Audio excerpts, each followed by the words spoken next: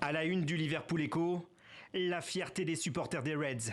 Le président du club demande des excuses publiques à la France. La demande est formelle, une lettre adressée à la ministre française des Sports, dans laquelle Tom Werner tense la légèreté de Paris.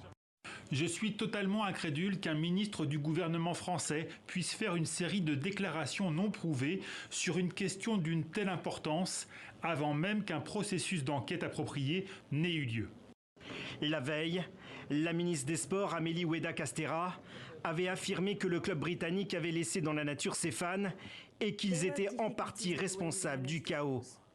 Pourtant, 3 jours avant la finale, les services de renseignement français avaient alerté les autorités des risques de débordement.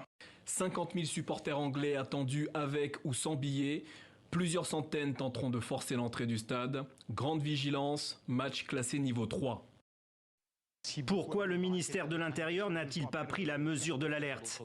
La question reste posée. Hier, Gérald Darmanin accusait une fraude massive aux faux billets pour justifier le chaos de la finale. Ce qui s'est passé, c'est qu'il y a eu entre 30 000 et 40 000 personnes de plus que ne peut accueillir le Stade de France, c'est-à-dire 80 000 personnes, sur le parvis. Et ils étaient là avec ou sans billets, avec des billets falsifiés ou sans billets du tout.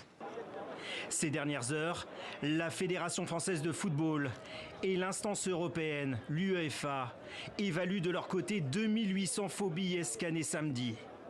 Bien loin des chiffres annoncés par le ministre de l'Intérieur.